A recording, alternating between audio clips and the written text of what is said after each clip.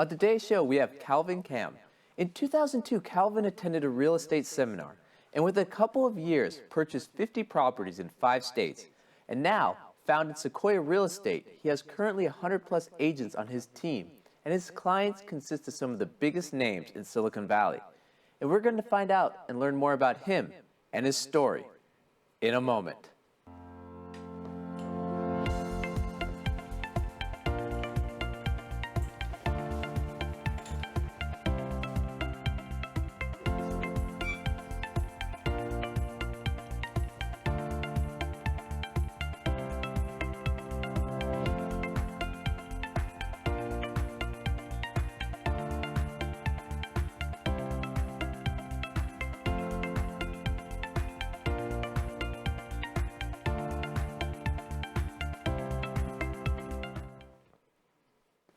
Kelvin, thank you for taking the time today to be on Silicon Valley Successes.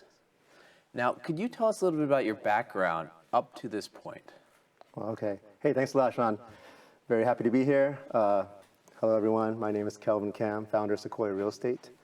And yeah, my journey started back in 2002. I was in tech, but I felt like I needed more.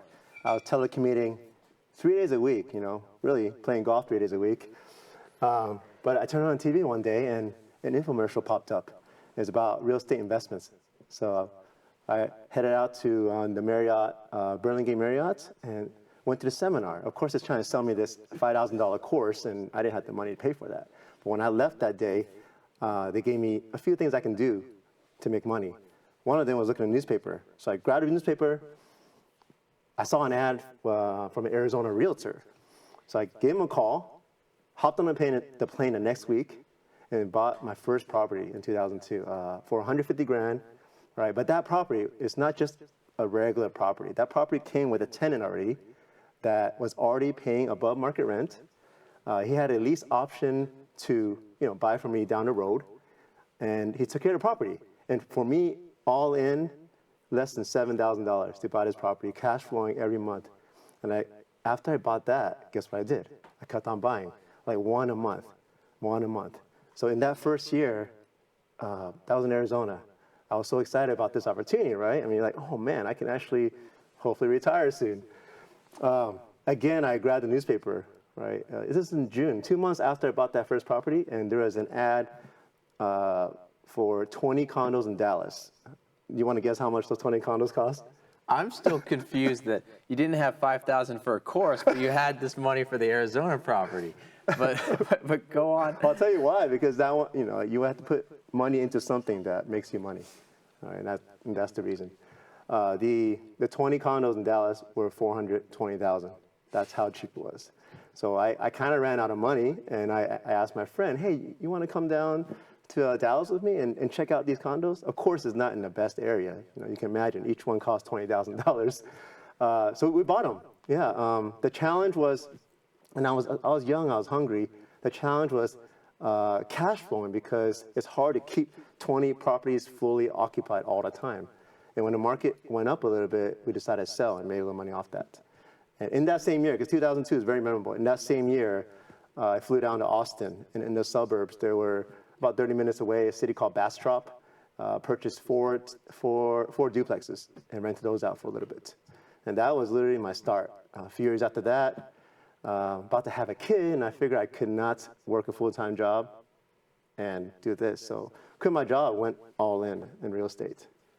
So wait, let's go back. That education process, were you just coaching yourself? Did you find some mentors? How did you have the knowledge to do what you're doing? Or was it just 100% luck somehow? Great question, man. Like I wish I woke up earlier, meaning like opened up my eyes to opportunity. And just rewind a little bit, when I first graduated from college, I was watching TV again late at night, and an infomercial popped up, this guy named Carlton Sheets. And I picked up the phone, paid $200 and bought his program. But like everybody else, when I started work, I threw that away. So and then fast forward 5 years later, and that's where 2002 happened. But I didn't have any mentors, man. One book that stuck out was Rich Dad Poor Dad, Robert Kiyosaki. And when I read that, when I read that book, one thing I learned, and I don't read too often, so one thing I learned, he mentioned that your home that you live in is actually a liability, not an asset. And if no one ever told me that, I would not recognize that because I would be so focused on buying my primary residence first, right? But what that means is that you should buy investments that make money first. For example, I bought that property for 150. I put down payment, and the rent comes in, it pays the mortgage, right? Now I'm actually qualified to borrow again and buy another property because I have my own income to qualify for a new loan. But imagine if you buy your own house first, and it's in the Bay Area, it's about, let's say, $5,000 mortgage. So all your income goes into that house. Now it's very hard to qualify for another loan to buy another property. And that's why you may sometimes have to think about it in reverse. Instead of buying your own house first, you buy investment first. So these properties you're buying were all out of state. Is that still what you as an investor are looking for? Cash flow properties, Arizona, Texas, or has the market completely changed since 2002? I've invested in real estate from 2002 to now. So there's different types of investments for every market, and there's more than one for every market. Right now, I personally I call it luxury flips, where I guess you can also call it mini developments, where I identify a property in a neighborhood and maximize its true value. So I would take a 1,000 square foot home and make it 4,000 square feet. I would take a home without a garage and add a garage. More recently, I do a little bit of developments. I would take vacant land and build a couple of condos. Really just depends. Our Oakland office right now is situated in Oakland, and it's in a 70 micro unit building. So micro units, these are 200 square foot units. But that's another investment strategy that works. So imagine this micro unit building. Each unit is 200 square feet. It gets about $1,700, $1,800 rent. Across the street is a regular apartment, and their 600 square foot studio gets $2,500 rent. So this developer, you can see how much cash flow he gets, right? 3 of his units will double the income of one of those. So it's just, you see the numbers there? So that's an opportunity, micro units. Airbnb, it's a pretty hot topic nowadays, right? If you look at some areas you can get a monthly income of $40,000, $50,000 when compared to just long-term rentals, which is half, like $20,000 a year. So you're always looking at every type of angle in real estate as an investment. When did it switch from you just investing in companies to wanting to create Sequoia Real Estate, a team of agents? Well, I was heavily invested in out of state, like you mentioned, over 50 properties and then some. And when the market turned, there were some challenges. But I looked at where I lived in the Bay Area, in SF, and the market was still strong. So I decided to get my broker's license. Even though when I first started investing, I vowed not to be a realtor. I actually liked the lifestyle of, flying over here to check on properties and not really having to be at one place and working with clients, right? Because you're just kind of working for yourself. But I saw an opportunity in San Francisco. That's where I live, and I was like, hey, I can actually. I saw that even though the market dropped a little bit, that there's still a lot of demand. So I got my broker's license, and I interviewed one big company, but I decided that I wouldn't want to waste time. I knew what I wanted to do. I had a vision on. And I thought that there needs to be a different type of company, real estate company in the industry. So I formed that company, Sequoia Real Estate. Tell me about this Sequoia Real Estate. Why is it different than what's out there? All right. Okay. Well, I'm glad you asked. One of our new associates gave us this term, and I like to use it a lot. Local feel, broad appeal. All right. So we're never going to be the big boys. There's some advantages of being nationwide, but for me, I don't feel like that necessarily helps an agent build their business. All right, our focus is culture and support. All right, we're going to grow at a really controlled pace, like you mentioned, about 100 agents now, and 3 years ago we were only 30 or 40. So we're never going to grow at the masses, but our retention rate is super high. It's because we are like a family. And what I mean by that, we actually care about each other's growth. I just had an interview today, and they asked me, or he asked me, what do you expect from me? And most companies will have certain expectations, a quota or something like that. For me, I said, no, my expectation is only one thing, that you help another associate out. I've said this straight up, if you want to make the most money possible, we're not it. We're not about making the most money, squeezing every penny. We're really about taking care of each other, because at our company, we really believe that that has a lot more value than making money. Can you talk about some of the struggles you faced while forming Sequoia Real Estate that might be advice that entrepreneurs out there that are forming their own companies can take? I think the biggest struggle, and I still have now, is work-family balance.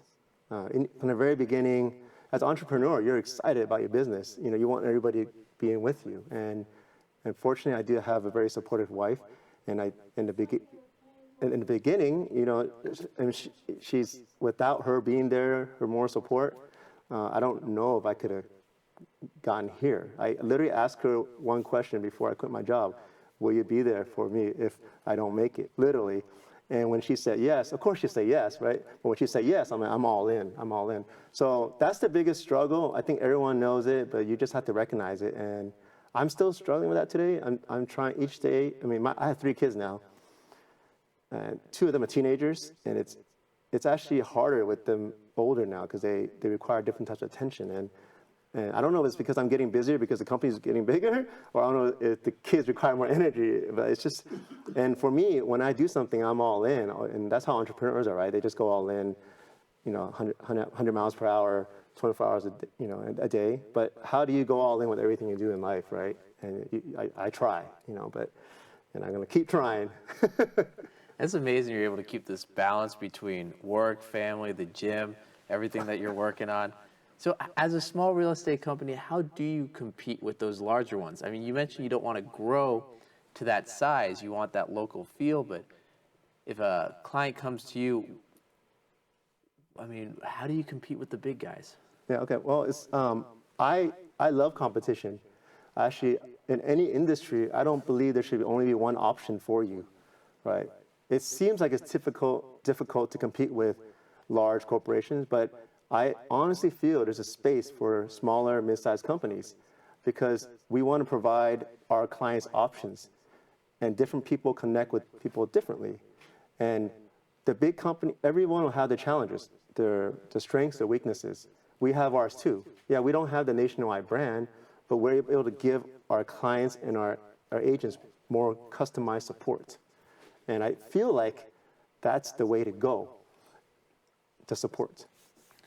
That is some amazing information for entrepreneurs all around the world. To find out more information, please visit us on SiliconValleySuccesses.com. Once again, that's SiliconValleySuccesses.com. Also, check us out on LinkedIn, Facebook, and our other social media platforms where we give you information from our guests updated regularly.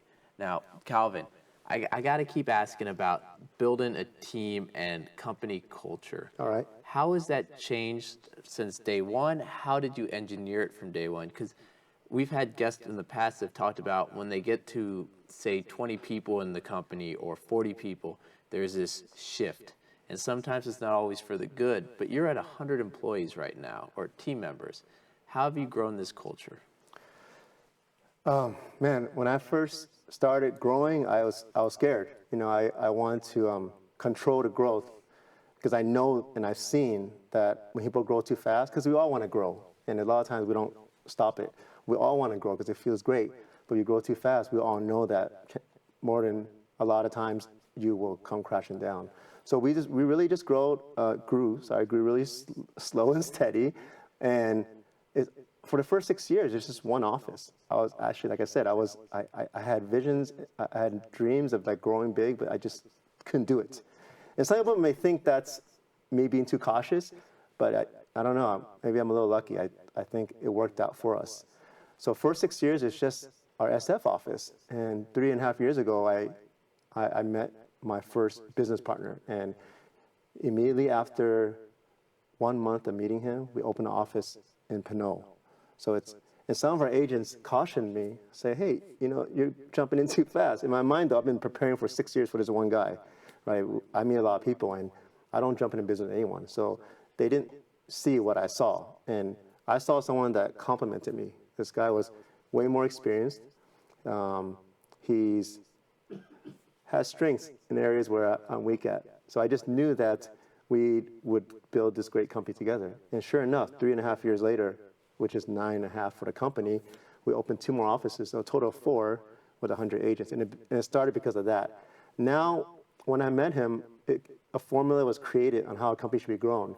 A lot of people just pick an area, like, hey, this area is hot. I want to be here. I want to put my office right here. But I realized that's not how we're going to grow. I meet the right partner, not even find. When I meet the right partner, wherever they're at, where I think their strength's at, we grow the office there. And we grow organically. And it just feels really natural, like it's not forced. And culture-wise, it's why it's working out. I mean, it's changed, but it's actually gotten stronger. We're not a 5-person company anymore, and it's a different type of tightness, right? But imagine 100 people with the same vision. It's a lot stronger. And again, it's the interview process. It's the agents interacting.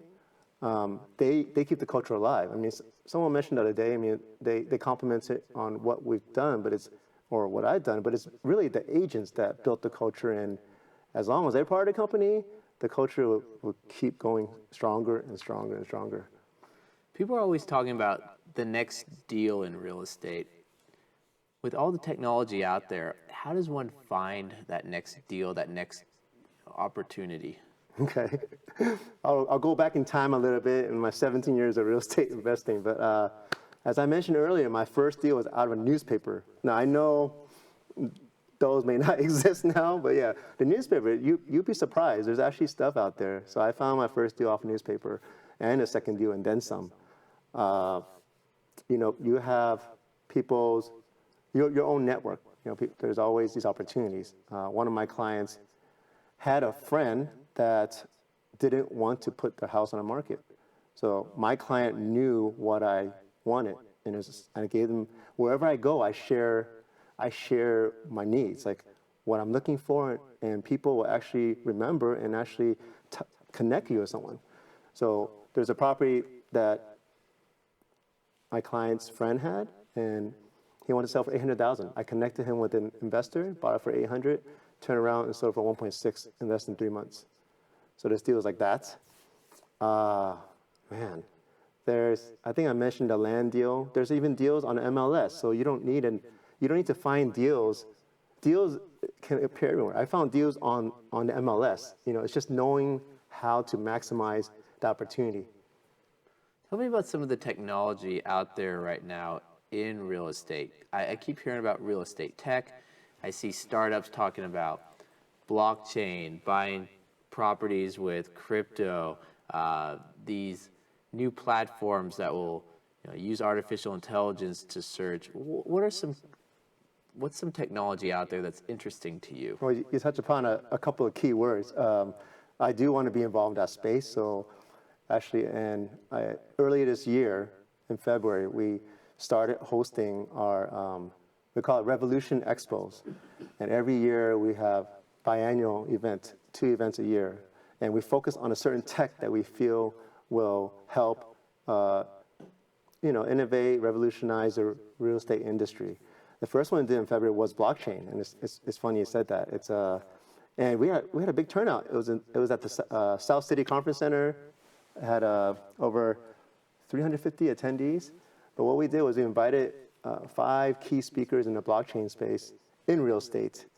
And they just shared about how things can change, how our real estate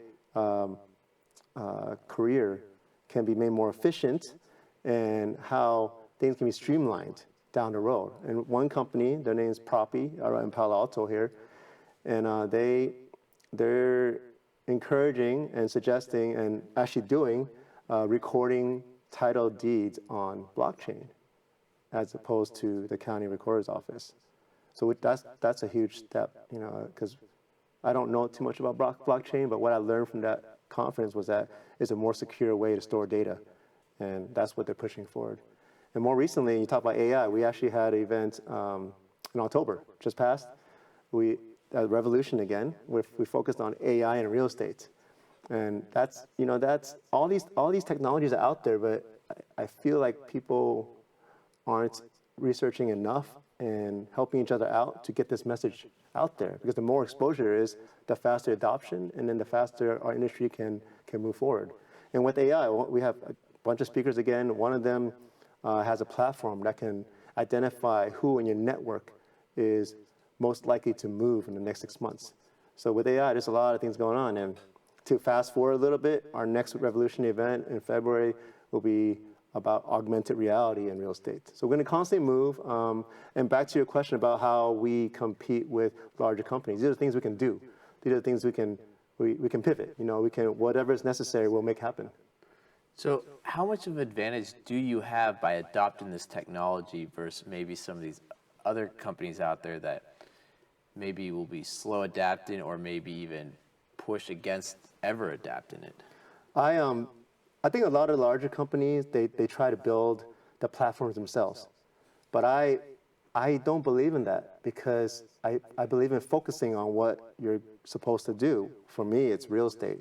And plus, I don't have the capacity to build platform after platform after platform, right? I actually rather team up with startup individuals that spend every breath trying to build something, and I know their product was probably even better than what I can do on my own. I actually think that's the way to go, partnering and focusing on what you're good at. Do you have any stories from your time investing or building your company that you could share with us? Stories. Man, okay, I have one, all right.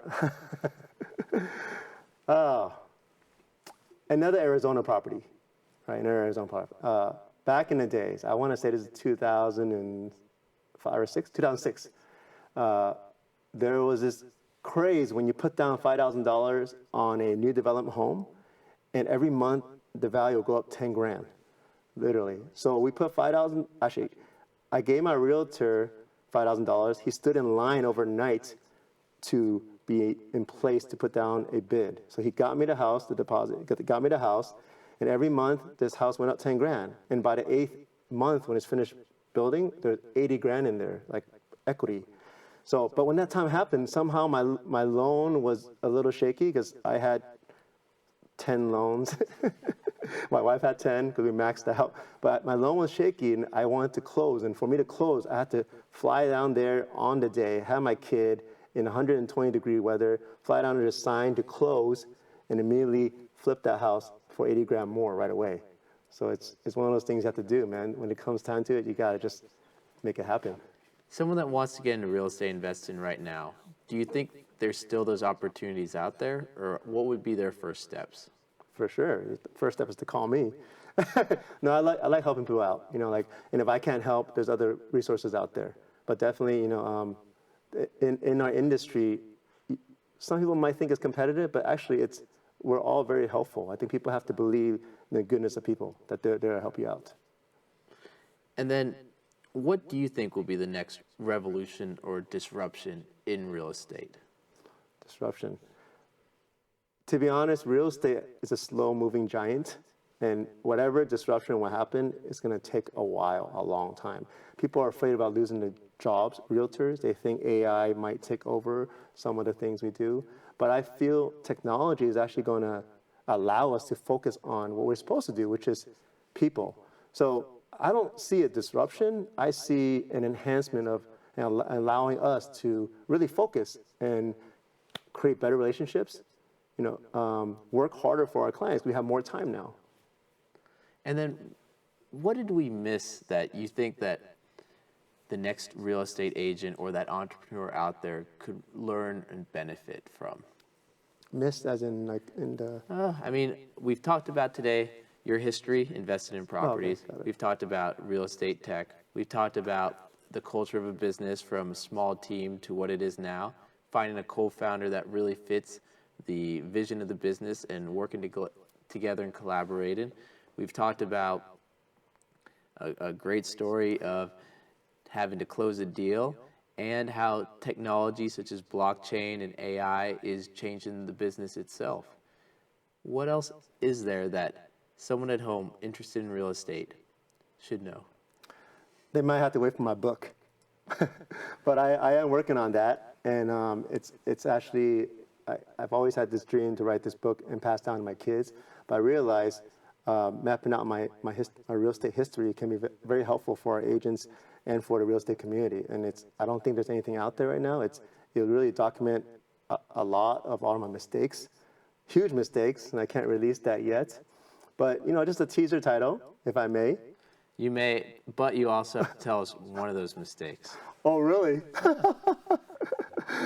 Okay, got it. Real estate unfiltered. The good, the bad, the ugly. My journey. What was the mistake?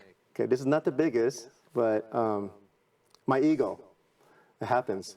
When you're on this high, you're investing, you feel nothing can stop you. I think everyone feels that. They think they're invincible. So it's tough, you're just going on momentum. So this is one last property I bought in Arizona, my 13th one. The market was turning. I talked to my partner, hey, I feel the market turning. We could back out if you want. We might lose 10 grand, the deposit. We both said, you know what, let's just sit it through, because understanding real estate market, it always comes back. But we bought it. The market did not come back. It still didn't come back, and we let it go a few years after that. And it's a tough lesson, but I think it's taught me a lot, and I'll share more a little later in my book. I can't wait for that autographed copy of your book. Calvin, if anyone wants to find out more information about you and Sequoia Real Estate, what's the best way to go about doing it? You can reach me at 415-412-9602. I'm old school, call me. Company's website, sq-re.com. Follow us on IG at Sequoia Real Estate. Great. We will have all that information on our website. And for everyone at home, please visit us at siliconvalleysuccesses.com, where we have information from all our past guests, information on future guests, and we reach out and answer some of your questions on occasion. So visit us, siliconvalleysuccesses.com, LinkedIn, Facebook, and we look forward to next week's episode, where we're going to bring you some amazing information to help you and your company become the next success.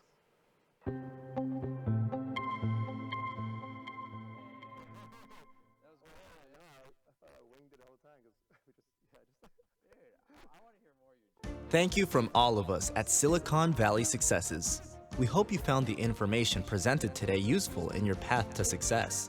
For further information on accessing the resources in Silicon Valley, you may visit us on the web at siliconvalleysuccesses.com, on Facebook and YouTube. Thank you. And remember, we want to help you in your journey to become the next success.